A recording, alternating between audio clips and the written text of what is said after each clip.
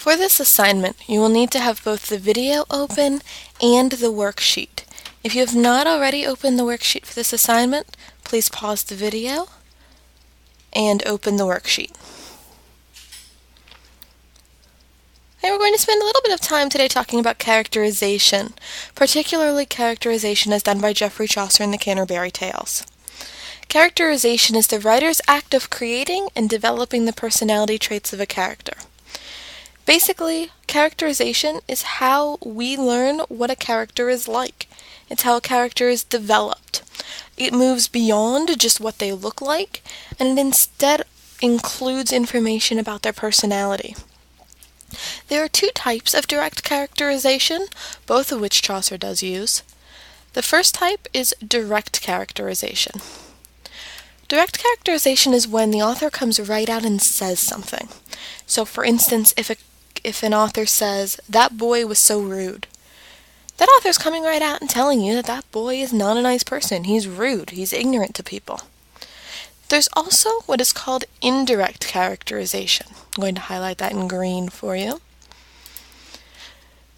Indirect characterization, the author doesn't come right out and say something about the personality. Instead, the author gives us details about things like appearance or thoughts, speech, actions. And through those details, we infer, meaning we make logical guesses based on past experience and text support. So we infer things about the character. So for instance, I could say that that boy always has a negative comment to make.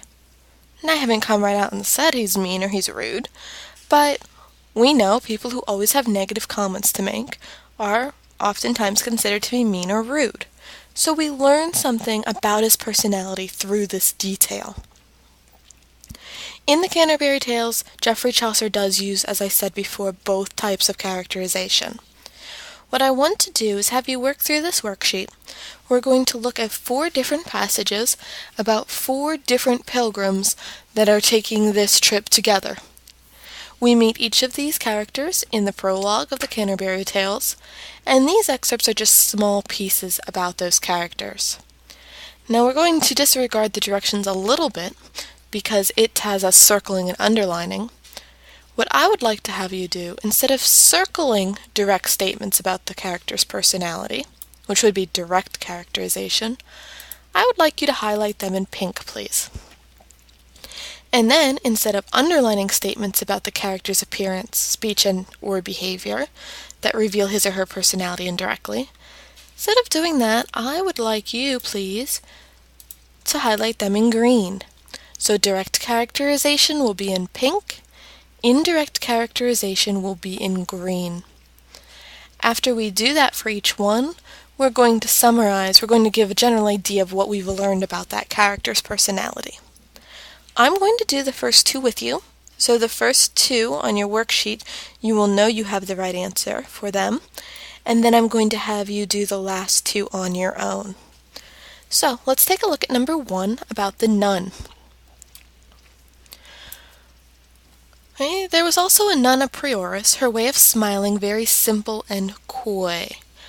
Here we know something about her. This is an action, and so we're going to make it green.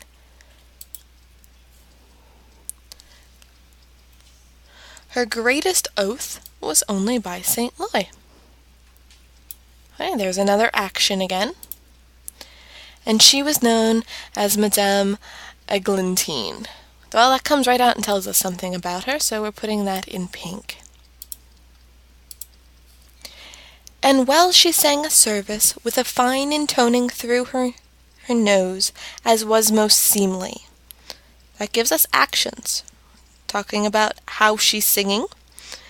And she spoke daintily in French extremely, after the school of Stratford-atte-Bow. French in the Paris style she did not know.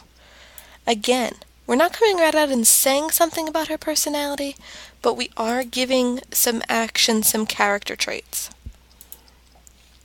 At meat her manners were well taught withal, no morsel from her lips did she let fall, nor dipped her fingers in the sauce too deep.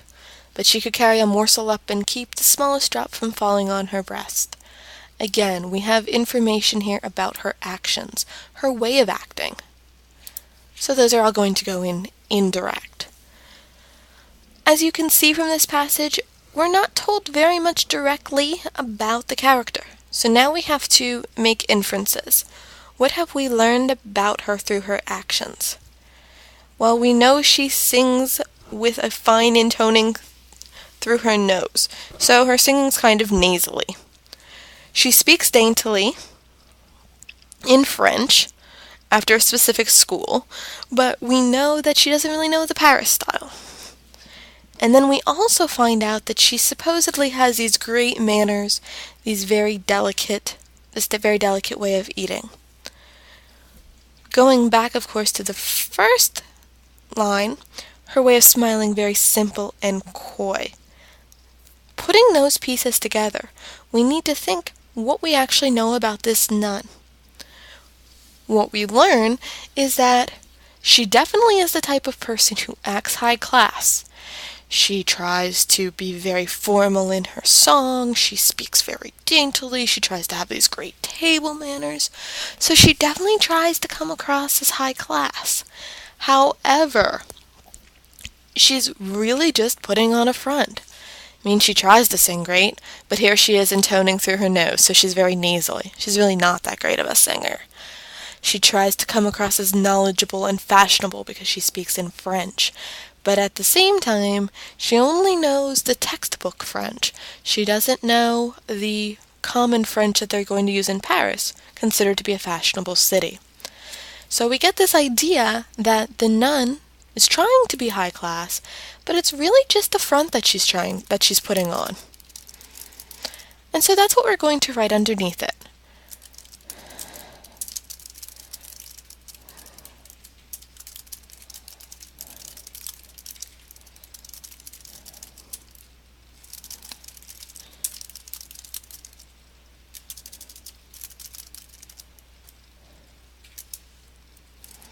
I'm going to try not to make a run-on sentence here.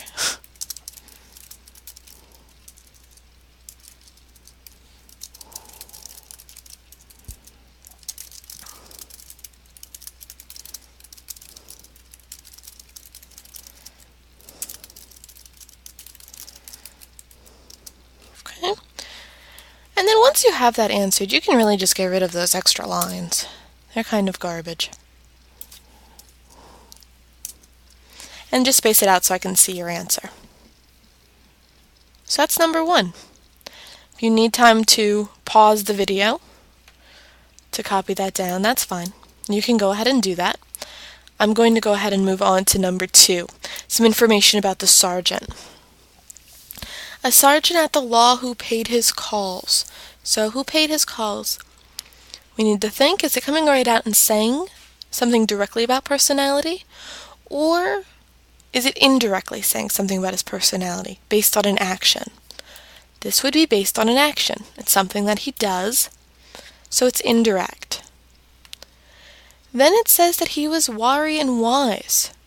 Does that come right out and say something about his personality? Yes, it does. Comes right out and tells us. Wary means you're kind of careful, you're not very sure. There also was of noted excellence, discreet he was, a man to reverence. Okay, so, direct or indirect? What do you think? Okay. If you said that it was direct, you are correct. It absolutely is. Comes right out and tells you he's considered to be of noted excellence. He's considered, according to this, to be discreet. Or so he seemed, his sayings were so wise. Now, direct or indirect? Take a moment to think.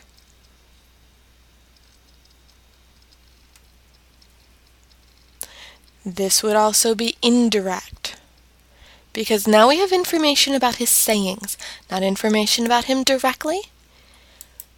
Okay, information about his speech, so that makes it indirect. Notice the difference here. We have direct, of noted excellence, it's coming around and saying excellence, discreet, as compared to talking about what he says, which would be speech, which would be the indirect characterization. And so now, of course, what is this actually saying about him? Well, it seems to be saying that he's the type of guy who's discreet, but this "or so he seemed" is important. So, again, he thinks the sergeant believes himself to be wise and discreet, but he may not be as wise and discreet as he believes himself to be. Okay, so the "or so he seemed." This is the kind of guy who thinks he's smart, who always feels the need to give you advice, even when you might not really need that advice. What I would like you to do for the rest of this assignment, I would like you to do number 3 and number 4 on your own. As you go through and highlight, consider, is Chaucer coming right out and saying something about the personality? So, is he coming right out, and saying he's discreet? Or is he giving me a way that the person speaks or acts or thinks that's leading me to believe something about that personality? If that's the case, then it's going to be indirect. So take your time and think through each portion of the quote carefully, and then don't forget to write your description of that person. If you have any questions, as always, feel free to message, email, or call me.